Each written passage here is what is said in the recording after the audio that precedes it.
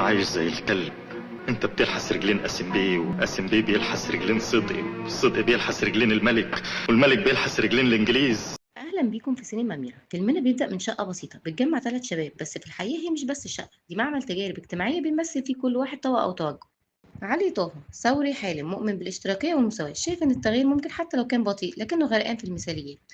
احمد بدير الصحفي اللي ماشي جنب الحيط، رمز الحياد السلبي، شايف وعارف الغلط لكنه ساكت، لا عايز يضر ولا يسيبه يضر.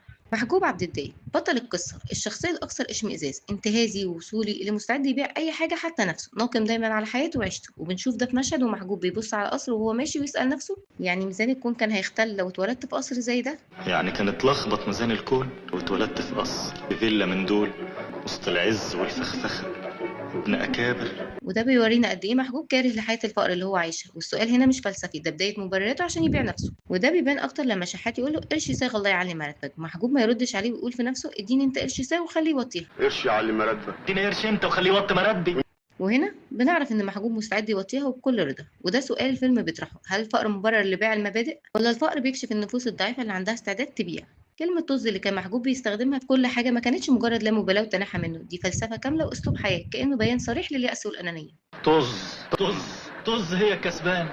طز طز اخي، طز في حضرتك. طز. إحسان بنت جميلة طيبة من أسرة فقيرة، أمها ليها ماضي مش واضح لكن في تلميحات إنه غير مشرف. أبوها شحاتة اسمه لوحده شهادة ميلاد للذل، بيبيع سجاير في الشارع وبيطلع عيال الصغيرين يشحتوا.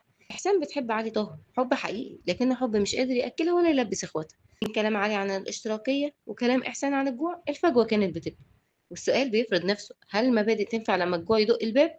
مجتمع ايه يا علي؟ انت دايما تفكر بالطريقه دي. اكلمك عن غدتي كاميليا تكلمني عن المجتمع، اكلمك عن نفسي وعن مشاكلي تكلمني عن المجتمع. سيبني لوحدي حيرانه. انت ما تعرفش يعني ايه جوع، ما تعرفش يعني ايه اطفال صغيرين يباتوا جعانين. تصور لما اشوفهم وهم بيمدوا ايديهم عشان يشحتوا وابقى مش قادره اعمل لهم حاجه ولا عارفه اتصرف ازاي.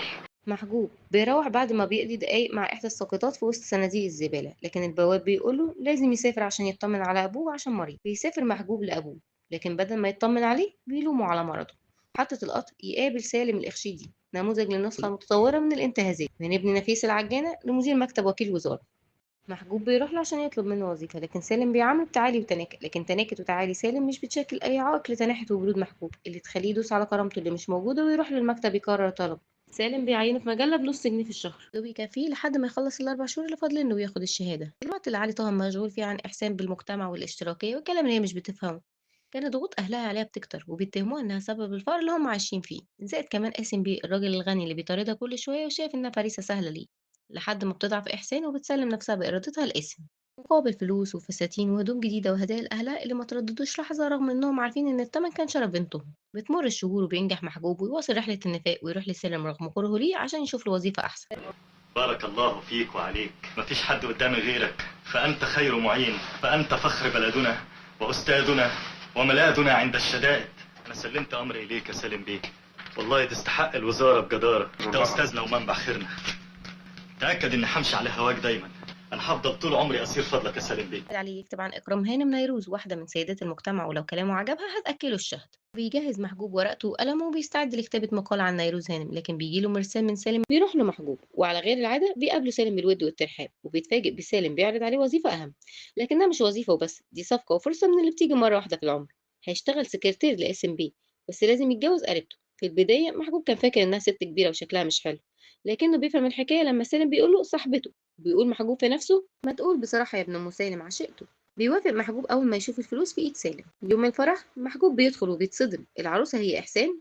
أبوها شحاتة يسلم عليه ويقول له تعال اقعد مكاني يا عريس.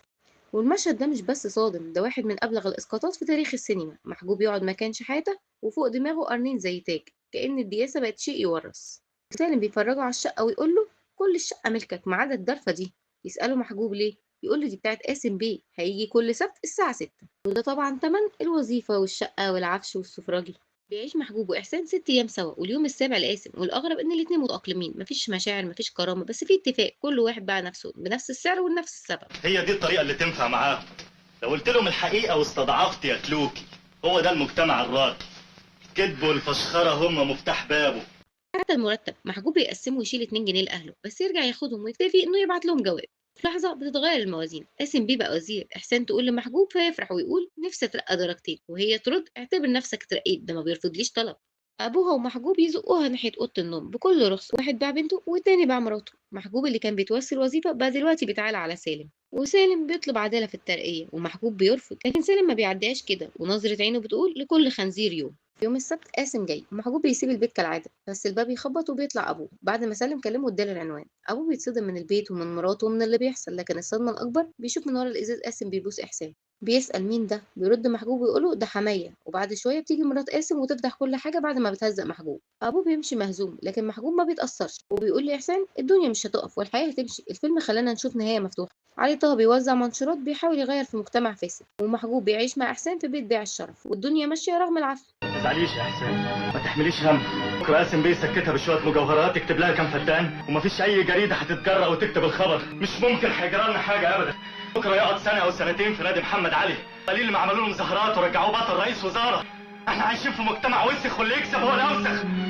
مفيش حد هيشمت فيا ابدا، لا سالم الخشيد ولا علي طه. السؤال الحقيقي هنا بعد أكتر من 90 سنة على القصة دي، هل محجوب اختفى ولا بقى حوالينا وبنشوفه كل يوم؟ ممكن نشوفه في صورة أب سامح لبنته تينو في لايف على تيك توك، ممكن في صورة الزوج اللي سايب مراته تبيع نفسها عشان الترند، أو في صورة الأب اللي سايب بنته ترقص بنص هدوم عشان أرباح آخر الشهر، ولا اللي بيعمل محتوى لايف عن المبادئ وهو بايع نفسه للشركات.